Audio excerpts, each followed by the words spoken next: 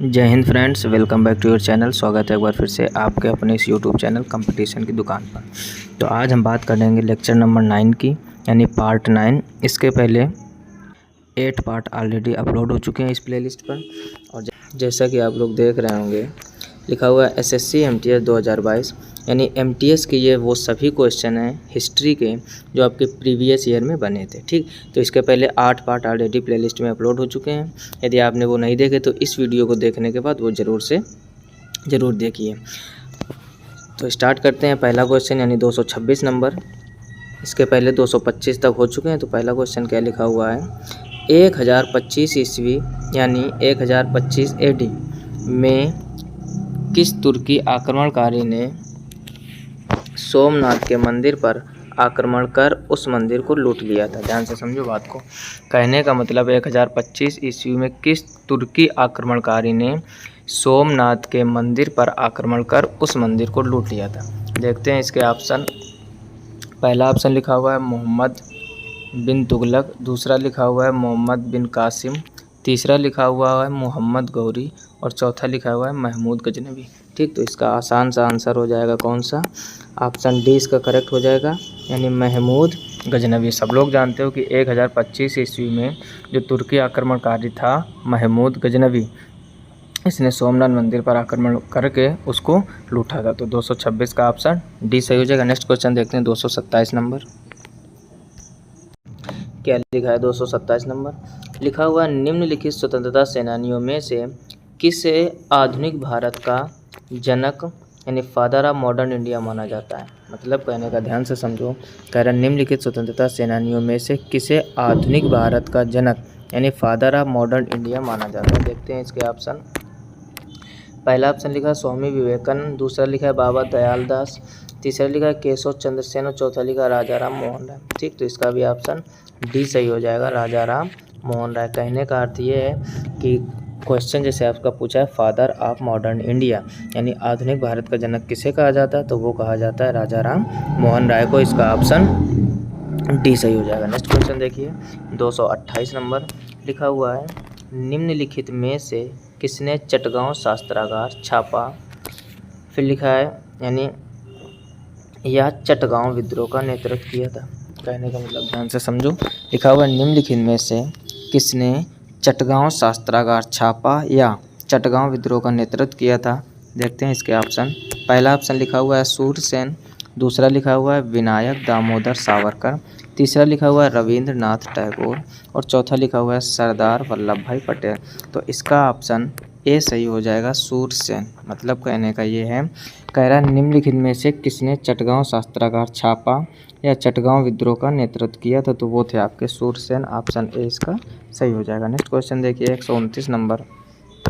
लिखा है आज़ादी से पहले के भारत में गरीबी रेखा की अवधारणा पर चर्चा करने वाले पहले व्यक्ति कौन थे? यानी आज़ादी से पहले के भारत में, यानी 1947 के पहले की बात कर रहा है।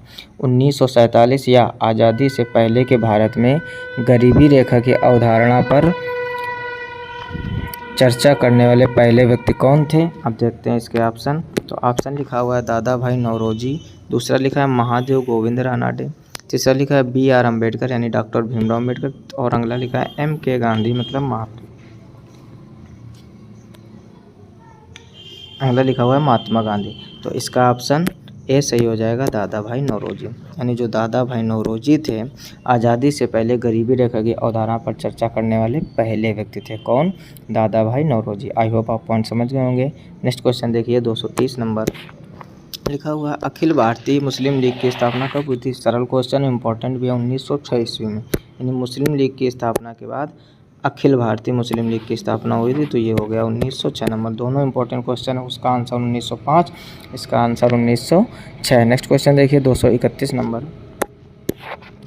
लिखा हुआ है तंजावुर में बृहदेश्वर मंदिर का निर्माण खालिस्तान ने करवाया था।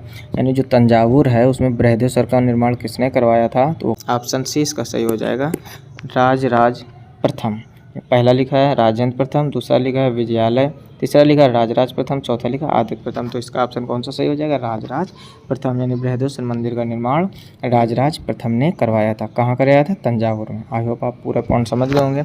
कभी क्वेश्चन ऐसा भी पूछा जाता है कि बृहदेश्वर मंदिर, क्या घुमा के पूछा जाएगा, बृहदेश्वर मंदिर का निर्माण कहाँ हुआ है, तो उसका आंसर क्या हो जाएगा?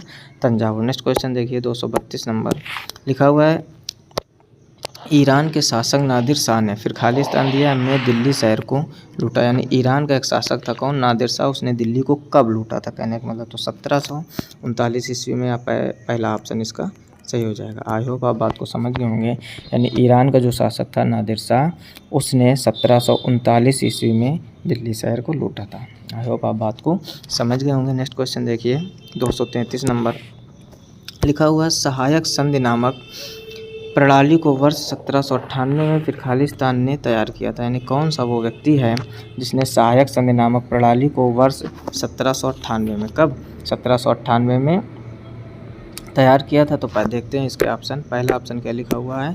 लिखा है लॉर्ड वेलेजली, फिर लिखा है लॉर्ड बेंटिंग, फिर लिखा हुआ लॉर्ड हेस्टिंग, फिर लिखा है लॉर्ड डलहौजी। तो इसका ऑप्शन पहला सही हो जाएगा, लॉर्ड वेलेजली। आई होप आप बात को समझ गए होंगे। यानी सहायक संधि नामक प्रणाली को वर्ष 1798 में लॉर्ड वेलेजली ने तैयार किया था। नेक्स्ट क्वेश्चन देखिए 234 नंबर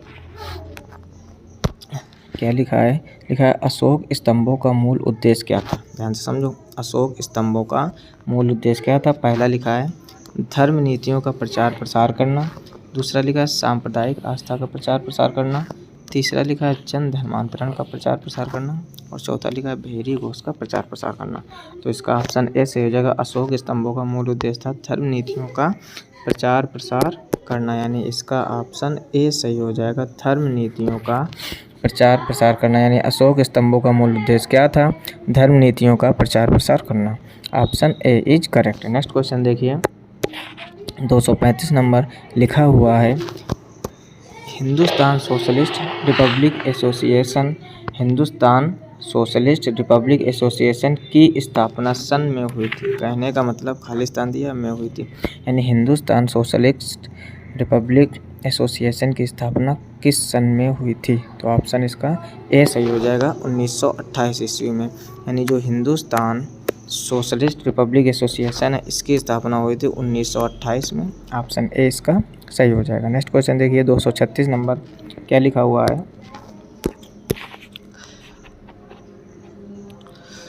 लिखा है पहले ही खालिस्तान में देश भर के 72 प्रतिनिधियों ने बम्बई में सभा करके भारतीय राष्ट्रीय कांग्रेस की स्थापना का फैसला किया।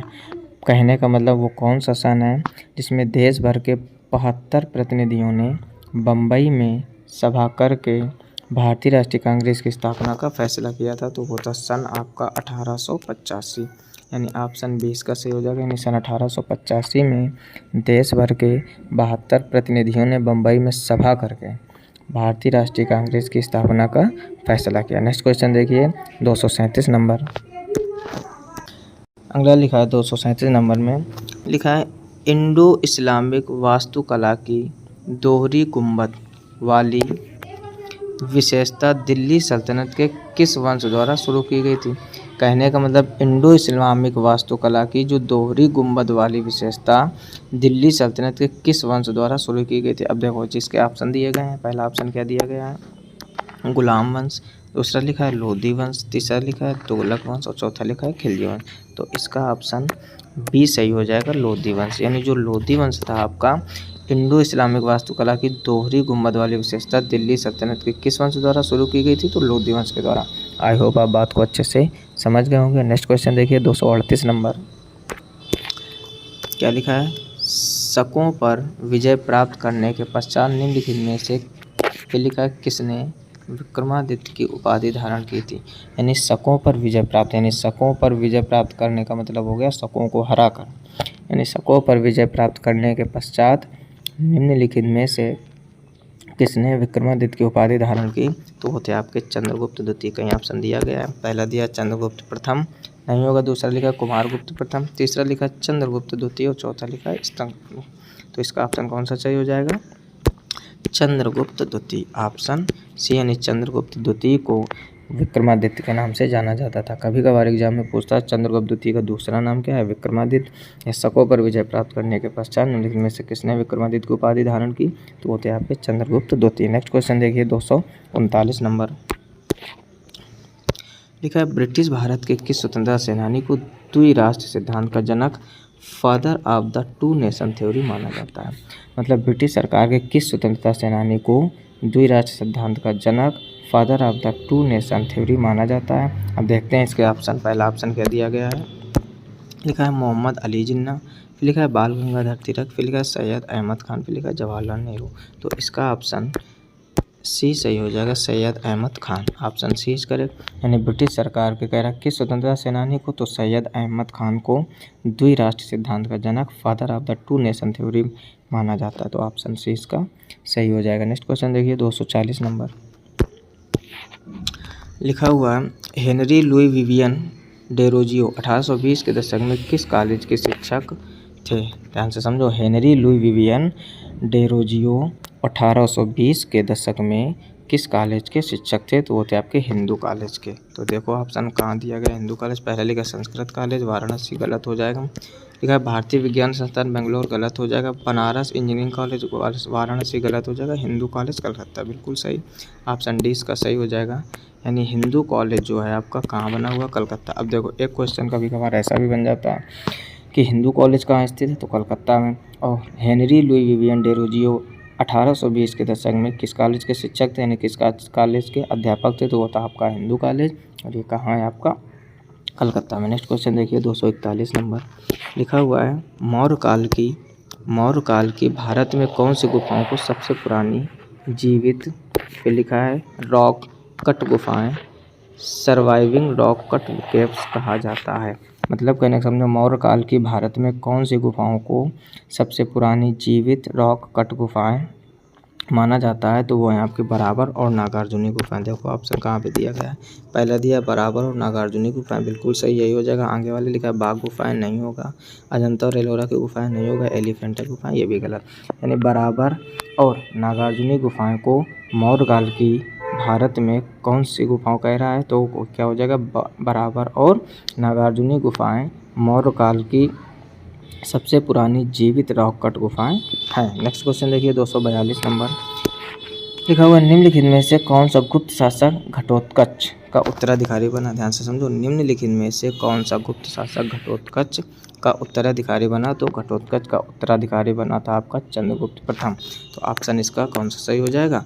ऑप्शन ए इसका सही हो जाएगा, यानी चंद्रगुप्त प्रथम किसका बना? घटोत्कच का। नेक्स्ट क्वेश्चन देखिए 243 नंबर। लिखा है वेट्टिकर तमिलनाडु में शासन करने वाले चोलों के शिलालेखों में सबसे अधिक बार उल्लिखित कर है, यह कर खालिस्तान के रूप में लिया जाता था। मतलब कहने का समझो कि वेट्टिकर एक बार और आ चुका है, यह क्वेश्चन पिछले लेक्चर में हमने कंप्लीट किया था।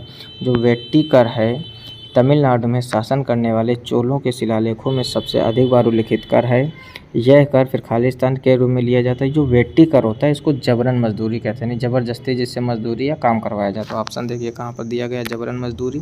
तो ऑप्शन इसका ये सही हो जाएगा, जबरन मजदूरी। यानी आप ये ध्यान रखो, वेट्टी मतलब जबरन मजदूरी। वेट्टी का शाब्दिक अर्थ क्या होता है? जबरन मजदूरी। 2 बार ये क्वेश्चन आ चुका है, इंपॉर्टेंट क्वेश्चन है, जरूर से जरूर तैयार कर लीजिए। नेक्स्ट क्वेश्चन देखिए 244 नंबर। लिखा हुआ लॉर्ड विलियम बेंटिक ने राजा राम मोहन राय को सहयोग से खालिस्तान की प्रथा को समाप्त कर दिया था।